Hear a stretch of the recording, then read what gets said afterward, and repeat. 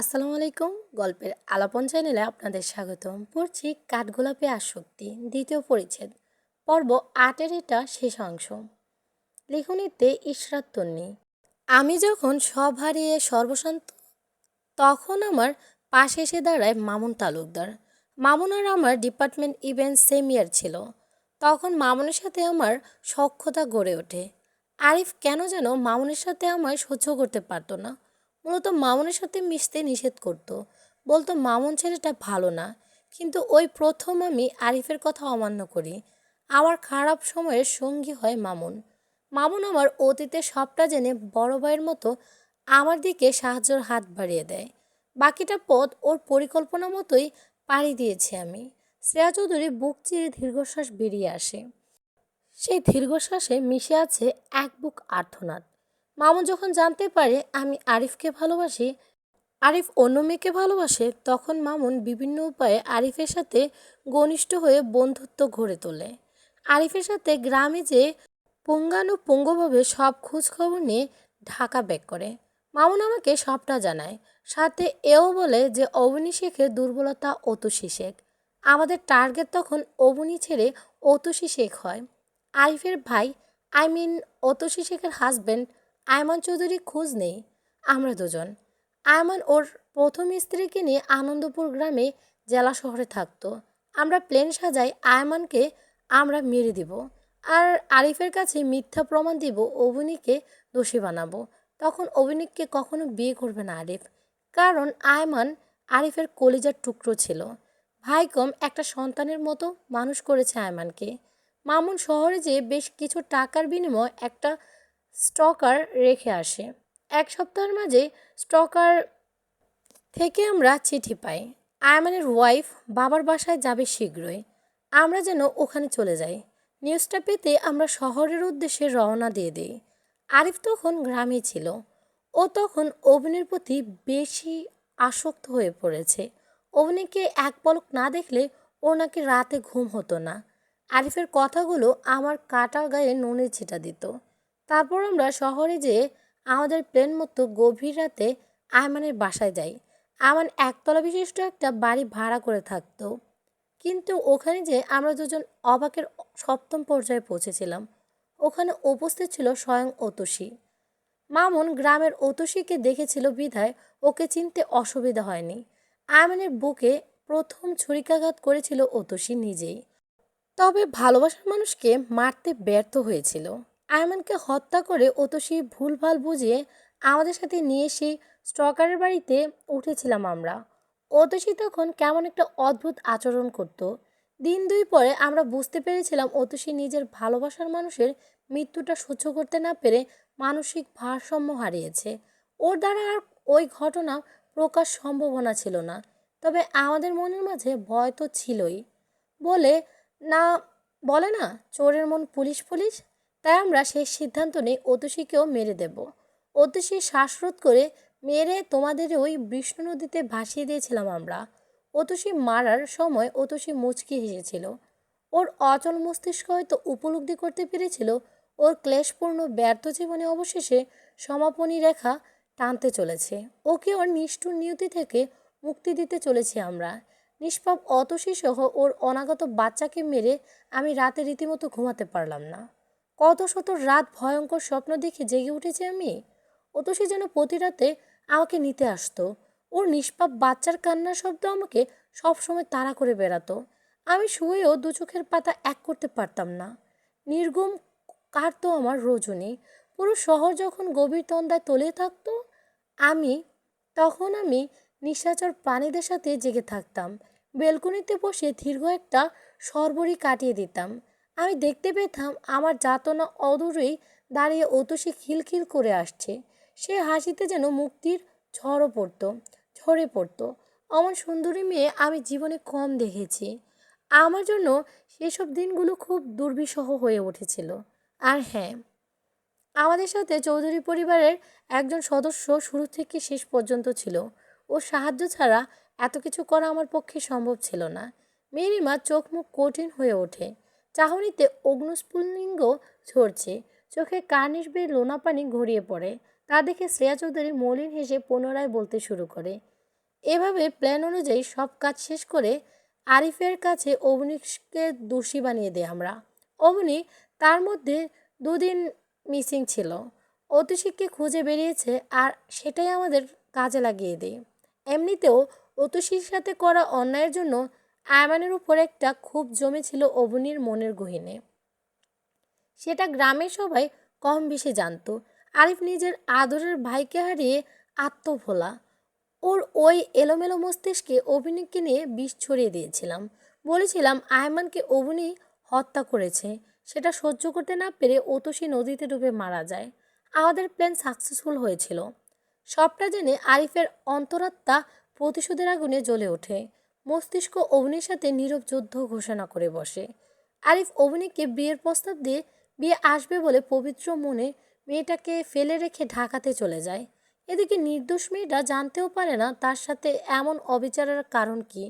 নিজের কেন কোনো ভুল না থাকা সত্ত্বেও আত্মসম্মান খুইয়ে বসতে পাপহীন মেয়েটা। যাই হোক, সবটা আমাদের প্ল্যান মোতাবেক হলেও আরিফের মনে নিজের জন্য জায়গা করে নেওয়া অতটা সহজ ছিল না। আরিফ ঢাকা ব্যাক করে আমাদের সাথে দূরত্ব বাড়িয়ে দেয়, নিঃসঙ্গ জীবন কাটাতে শুরু করে। মেন কথা, ও জেদে পড়ে অবনীর সাথে অমটা করেছিল। ওর মন মস্তিষ্ক তখনও সমুদ্রের উত্তাল ঝড় বয়ে চলেছে। যখন জানতে পারে অবনীর বিয়ে হয়ে গেছে, তখন ওর পাগলামি আকাশ ছোঁয়া। আয়মান সহ একমাত্র ভালোবাসার অবনীকে হারিয়ে বদ্ধ উন্মাদ হয়ে গেছিল। ওর জন্য দিনরাত সব এক ছিল। বদ্ধ অন্ধকারাচ্ছন্ন রুমে নিজেকে আটকে নিয়েছিল। এইভাবে 6 মাস কেটে যায়, কিন্তু আরিফের সাথে মাঝে কোনো পরিবর্তন আসে না। আমি নিজের প্রতি আরিফের এই ইগনোর সহ্য করতে না পেরে আবারও মেতে উঠি ঘৃণ্য খেলায়।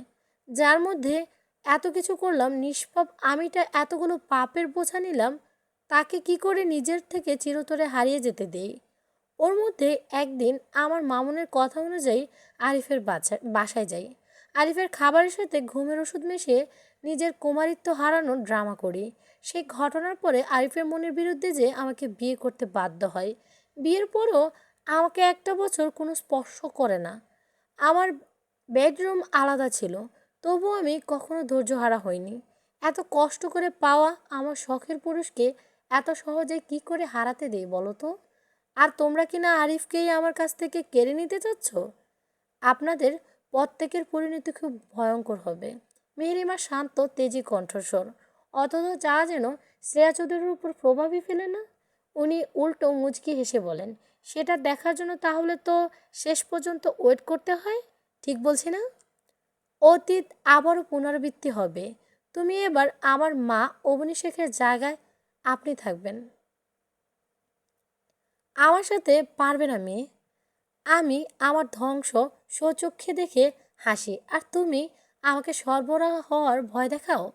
উহু, আপনাকে মনে অলরেডি মেহেরিমা নামক ভয়ঘর বেঁধেছে। ভয় নামক কোনো শব্দ আমার হৃদয় স্পর্শ করতে পারে না। আবেগের বশে সবটা বলে খুব ভুল করলেন মা। উহু, ভুল নয়। তোমাকে রহস্য দিয়ে আরেক ধাপ এগিয়ে দিলাম। প্রতিদ্বন্দ্বী সমান, সমান না হলে লড়ে মজা আছে নাকি? তবে তোমার ওই তেজস্বী রূপ আমি অনেক এনজয় করছি। এবার দাবার চাল না হয় সামনাসামনি দেওয়া হবে। শ্রেয়া চৌধুরীর কথায় মেহেরিমা উচ্চ স্বরে হেসে ওঠে, যেন কোনো কৌতুক শুনেছে। ঠোঁট দিয়ে চুকচুক শব্দ করে কষ্ট পাওয়ার ভান করে বলে, ইস মা, আপনার হার দেখতে খুব ভালো লাগবে আমার। ইউ নো মা, মেহেরিমা কখনো হারতে শেখেনি। আপনাদের সবগুলো মাথার ভাবনা যেখানে শেষ হয় সেখান থেকে মেহেরিমার ভাবনা শুরু। আমি অতসী কিংবা অবনী শেখ নই, আমি মেহেরিমা শেখ। নিজের ভালোবাসার মানুষকে হারানোর জন্য প্রস্তুতি নেন। খুব শীঘ্রই কোনো একটা পেপারে সাইন করতে হবে আপনাকে। আপনাকে সর্বশান্ত করে তবেই আমি ক্লান্ত হব। ভুল করছো মেয়ে। আরিফকে আমার থেকে দূরে সরানোর চেষ্টা ভুলেও করো না। মেয়েরিমা ঠোঁটে কুটিল হাসি ঝুলিয়ে বলে, আজকের এই পরিস্থিতির জন্য আপনি নিজেই দায়ী মা। এবার যা ঘটবে সেটা আপনার জন্য মোটেও ভালো হবে না। চ্যালেঞ্জ করছো আমাকে? Challenge accepted. আরিফকে আমার থেকে দূরে সরানোর আগে তোমার অস্তিত্ব পৃথিবী থেকে চিরতকে তরে বিলীন করিয়ে দেব। এমন কিছু করবেন না শ্রেয়া চৌধুরী যেন আপনার বুকে প্রথম গুলিটা আমাকে চালাতে হয়। হৃদিতের অধরের কোণে বাঁকা হাসি। অকস্মাৎ হৃদিতের কণ্ঠস্বর কোণগোচর হতেই মিহিরিমা শ্রেয়া চৌধুরী দুজনেই শিউরে ওঠে। শ্রেয়া চৌধুরী যেন আজ সব ভয়কে জয় করেছেন। ছেলের গম্ভীর শীতল অন্তরাত্মা কাঁপানো কণ্ঠস্বরের বিপক্ষে উনি অধরে মৃদু হাসি ফুটিয়ে বলেন, তুমি পারবে না বাবা। আমি তোমার জন্মদাত্রী মা। আমার বুকে তুমি গুলি চালাতে পারবে না, সেটা সময় বলে দেবে। তোমার বউকে থামিয়ে দাও বাবা।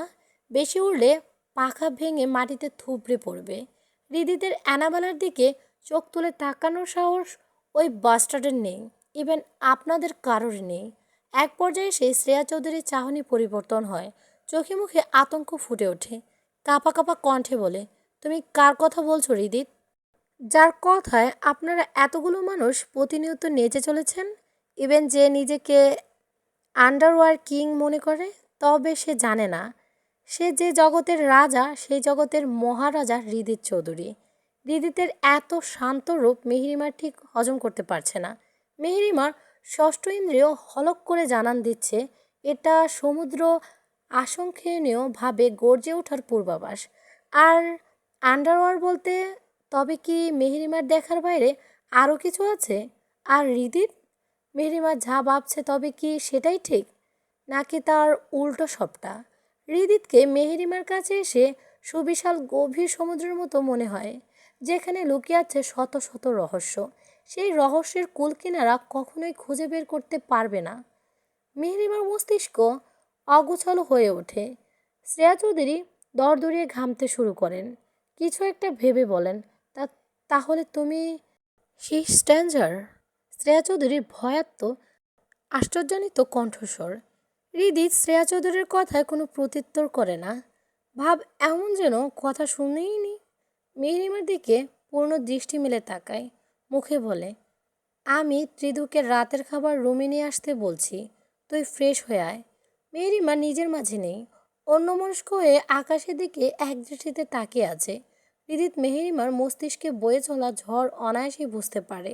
শ্রেয়া চৌধুরীর দিকে তাকাতে উনি কি বুঝে কে জানে। কিছুক্ষণ জিম মেরে বসে থেকে এলোমেলো পায়ে ঘর থেকে বেরিয়ে যান। শ্রেয়া চৌধুরীর পাজোড়া ক্রমশ অবশ হয়ে আসছে। হাঁটার এক বিন্দু শক্তি পাচ্ছে না। মনের মাঝে উকিঝুঁকি দিয়ে চলেছে নিজের করুণ অতীত ও বর্তমান আর ভবিষ্যৎ। সেটা নিশ্চয়ই ওনার জন্য সুখকর হবে না। ওনার বিচক্ষণ ছেলে সবার থেকে এক ধাপ এগিয়ে নতুন চাল দিয়ে বসে আছে। সব কি ওনার সব হারিয়ে এবার সর্বশান্ত হওয়ার সময় এসে গেছে? কিন্তু হৃদিত এত গভীরে প্রবেশ করলোটা কিভাবে? শ্রেয়া চৌধুরী বুঝতে পারছেন হৃদিত এবার গোড়া থেকে সব জঞ্জাল পরিষ্কার করে তবেই ছাড়বে। হৃদিতকে এতটা হালকাভাবে নেওয়া ওনার কখনোই উচিত হয়নি।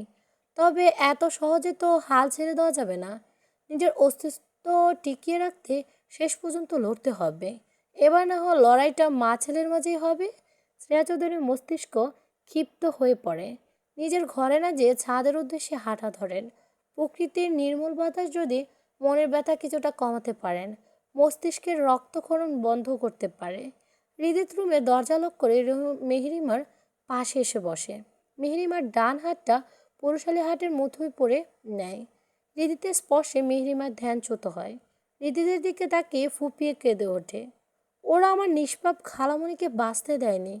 হৃদিত মেহরিমার গ্রীবাদেশে অধর ছুঁয়ে দিয়ে বলে, কাঁদে না যান। পাস্ট তো আমরা পরিবর্তন করতে পারবো না, তবে আমি কথা দিচ্ছি প্রেজেন্ট আর ফিউচারে এমন কিছু আর কখনোই ঘটবে না। কোনো নিষ্পাপ অতসী প্রাণ হারাতে হবে না। প্রতিদ্বন্দ্বী যখন আমি আর আপনার জন্মদাত্রী মা, তখন সবটা আপনার জন্য এতটাও সহজ হবে না। মেহরিমার কথায় হৃদিত মলিন হাসে। সেই শত্রু আমাকে আঘাত করতে পারেনি, আমাকে হারাতে পারেনি। যাদের কাছে আমি কঠিন ছিলাম, নিষ্ঠুর ছিলাম, হেরেছি তো আমি তোদের কাছে, যাদের কাছে আমি আমার হৃদয়ের কোমলতা দেখিয়েছিলাম, যাদের নিজের হৃদয়ে স্থান দিয়েছিলাম। ইদিতের বলা কথাগুলো প্রগাঢ় অর্থ মেহরিমা বোঝে, তবে কথার প্রেক্ষিতে একটি শব্দ উচ্চারণ করে না, কিংবা বলতে ইচ্ছে হয় না। রীতিদের বুকে মাথা হেলিয়ে দেয়। চোখ দিয়ে দুফোঁটা অশ্রু গড়িয়ে পড়ে। সত্যপর্ণে তা ডান হাত দিয়ে মুছে ফেলে। হৃদিত মেহরিমাকে দু হাতে বুকে আগলে নেয়। এই বৈনাশিক খেলায় যদি আমি হারিয়ে যাই, আমাকে মনে রাখবেন আপনি? এই হৃদিতের মাঝে হারানো ছাড়া আর কারো কোথাও হারানো অনুমতি নেই। তুই শতবার সহস্রবার শুধু এই হৃদিতের মাঝেই হারাবি। এই এই প্রশস্ত বুকটা খুব যত্নে তোকে সবার আড়ালে লুকিয়ে রাখবে। হৃদিতের কথায় মেহরিমার অধরে ক্ষীণ হাসি ফুটে ওঠে। এই ধ্বংসকর খেলায় আমি আপনাকে হারিয়ে ফেলবো না তো? ঠিক যেভাবে মাধবীকে হারিয়ে ফেলেছি। আপনার মায়ের মাথায় অনেক শক্তিশালী কারো হাত আছে, তাদের সাথে আমরা পারবো তো? আপনার মা আপনার বাবাকে নিজের করে রাখতে পৃথিবী উলটপালট করে দিতেও দুবার ভাববেন না। আচ্ছা, আমার মাধবীর প্রতি এতটা নির্দয় কিভাবে হলেন উনি? Let's fucking clear Sunshine. তোর দিকে কেউ চোখ তুলে তাকালে তার তাজা রক্ত দিয়ে তোকে শাওয়ার নামাবো আমি। This is my promise. You know I am not a hero in your story, I am a villain. A hero can sacrifice you to save the world, but a villain can destroy the world to save you. Every girl needs such a villain in her life. By the way, মাধুকে শ্রেয়া চৌধুরী মারেনি। কি? তাহলে কে মেরেছে? অবিশ্বাস্য কণ্ঠস্বর মেহেরিমা। হৃদয় মেহেরিমার মাথাটা ডান হাত দিয়ে বুকের বাঁ পাশে চেপে ধরে মৃদু স্বরে বলে, কিছু অনুভব করতে পারছিস জান? মেহেরিমা চোখজোড়া বন্ধ করে হৃদিতের প্রতিটা হৃদস্পন্দন অনুভব করে। হৃদস্পন্দনের আগে থেকে ক্রমশ বেড়ে চলেছে। মেহেরিমা ওভাবেই বলে, আপনার প্রতিটা নিগুড়ো হৃদস্পন্দন অনুভব করতে পারছি আমি। আমার প্রতিটা হৃদস্পন্দন তোকে উৎসর্গ করে স্পন্দিত হয়। এই স্পন্দনের বৃদ্ধির কারণ শুধু তুই। তোকে হারিয়ে ফেলার ভয় আমার প্রতিটা হৃদস্পন্দনে ফুটে উঠেছে। তুই কি অনুভব করতে পারছিস অ্যানাবেলা? হুম। তুই শুধু ঠিকঠাকভাবে নিজের যত্ন নে জান। প্রতিটা পাপের শাস্তি আমি ওদেরকেই দেব। আই সোয়ার, ওরা প্রত্যেকে তোর পায়ের কাছে এসে নিজেদের জীবন ভিক্ষা চাইবে। আর শ্রেয়া চৌধুরী, উনি তো বোকা নারী। ওনাকে ব্যবহার করে সবাই সবার স্বার্থসিদ্ধি করে চলেছে। আর নির্বুধ উনি ওনার ভালোবাসাকে নিজের করে রাখার জন্য সবার কথা মতো সব কিছু করছে। উনি যা যা করেছে সেটা ওনার সাথে পুনরাবৃত্তি হবে। প্রকৃতি তো আছে সেজন্য। উনি যার জন্য এই খেলায় নেমেছে সে ওনার বুকে প্রথম গুলিটা চালাবে। আমি বড্ড ক্লান্ত কুট্টুসের বাবা। ভাগ্যের জাতাকলে পিষেছি আমি। আমার ভালোবাসা ঠিকমতো দেওয়া হচ্ছে না। Am I right Annabella? তোর সব ক্লান্তি গ্লানি আমার অগাধ ভালোবাসা দিয়ে মুছে দেবো আমি। কুটু জলদি চলে এসো তো মাম্মাম। তোমার মাম্মাম টায়ার্ডনেস দূর করতে হবে। আমার ভালোবাসার চাদরে তোমার মাম্মামকে মুড়িয়ে দিতে আমি অধীর অপেক্ষায় আছি মাম্মাম। হৃদিতের কথায় মেহেরিমা নিজের দুঃখ বলে আখিজোড়া বড় বড় করে হৃদিতের দিকে তাকিয়ে থাকে। পরক্ষণে হৃদিতের বুকে কিল মেরে বলে, সবসময় ফাজলামো, সিরিয়াস মোমেন্টে ফাজলামো। আজব, আপনার ভালোবাসা আপনার কাছেই রাখেন মশাই, আমার লাগতো না। বেটা পাজি একটা। মেহরিমার রুমের দিকে হাঁটা দেয়। পেছন থেকে হৃদয় হাসি শব্দ ভেসে আসে। মেহরিমা মুচকি হেসে আওড়ায়, আমার কুট্টুসের বাবা, আমায় বেঁচে থাকার কারণ, এই সম্পূর্ণ আমিটা ভালো থাকার কারণ।